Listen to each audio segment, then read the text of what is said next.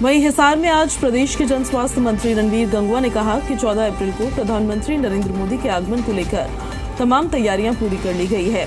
जी media से विशेष बातचीत में उन्होंने तमाम आरोपों से इनकार किया है। एयरपोर्ट पर पशुओं को लेकर कोई समस्या है या पीडब्ल्यूडी के एयरपोर्ट पर किए गए काम को लेकर कोई दिक्कत है। 14 अप्रैल को प्रधानमंत्री नरेंद्र मोदी हिसार के महाराजा अग्रसेन एयरपोर्ट में एक नए टर्मिनल का शिलान्यास करेंगे। उसको लेकर हरियाणा की बीजेपी सरकार ने तमाम तैयारियां पूरी कर ली है और इस वक्त हमारे साथ हैं प्रदेश के जन स्वास्थ्य मंत्री रणवीर गंगवा। गंगवा जी, 14 अप्रैल को प्रधानमंत्री आ रहे हैं, किस तरह की तैयारियां हैं और अब चंद ही दिन रह गए? देखिए, हमारे हिसार वासियों के लिए नहीं बल्कि विशेष तौर से हरियाणा वासियों के लिए बहुत ही खुशी का समय है। बहुत ही एक क्योंकि माननीय प्रधानमंत्री जी समम आकर के और 14 तारीख को यहाँ से हवाई अड्डे का उद्घाटन करने का काम करेंगे और हवाई यात्रा यहाँ से शुरू हो जाएगी। और इसके लिए मैं तमाम हिसार वासियों को, हरियाणा वासियों को बहुत बहुत बधाई देता हूँ कि पहला अपना हवाई अड्डा प्रदेश का वो हिसार के अंदर बनकर के तैयार हुआ है, जिसमें समम प्रधानमंत्री जी आ रहे हैं। हमारी पूर्ण रूप से तैयारी है। बहुत बड़ा टेंट लगाया गया है और 15 जिलों से लगभग 1 लाख लोग उस दिन आकर के और प्रधानमंत्री जी का स्वागत करने का काम करेंगे। उनका वहाँ उनकी रैली के अंदर आएंगे और एक बहुत बड़ा इवेंट जो है प्रदेश के अंदर, हरियाणा के अंदर हिसार में होने जा रहा है। और उस दिन 2 इस तरीके का एक थर्मल पावर प्लांट का भी उद्घाटन करेंगे यमुनानगर के अंदर, वो भी फिजिकल जाकर के वहाँ करेंगे। तो हरियाणा के लिए दोहरी खुशी जो है 14 तारीख को है। तो जो छोटी मोटी दिक्कतें थी, जैसे पशुओं की दिक्कतें थी या कोई और दिक्कतें थी, आपको लगता है कि उन सब पर काबू पा लिया गया है क्योंकि प्रधानमंत्री आ रहे हैं? वो दिक्कतें इतनी नहीं थी, ये तो कांग्रेस के लोगों के दिमाग की उपज थी।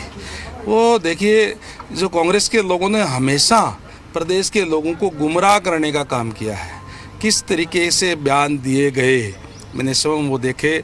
माननीय सांसद है जयप्रकाश जी, उनको इस बात के लिए खुश होना चाहिए, बल्कि सरकार का धन्यवाद करना चाहिए।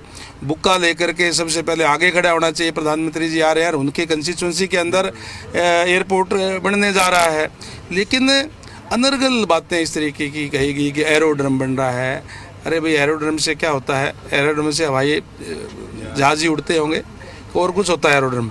तो इस टाइप की बात करना, फिर कहते हैं कि इंटरनेशनल नहीं है। कोई भी चीज़ें हैं वो, अगर हम मकान भी बनाते हैं तो पहली मंजिल बनेगी, फिर दूसरी बनेगी, तीसरी बनेगी, उसके ऊपर ही बिल्डिंग खड़ी होती है।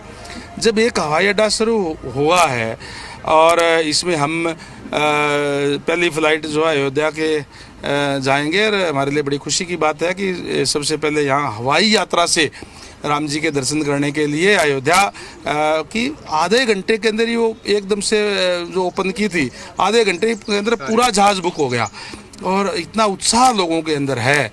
और यहाँ पे राष्ट्रपति महोदय का भी विमान उतर चुका, प्रधानमंत्री जी का भी विमान उतर चुका। इस तरीके की बातें कहना कि तो तैयार नहीं है, पीडब्ल्यूडी को ब्लैक लिस्ट कर दिया, इस तरीके का बयान देना निंदनीय बयान मैं कहूँगा।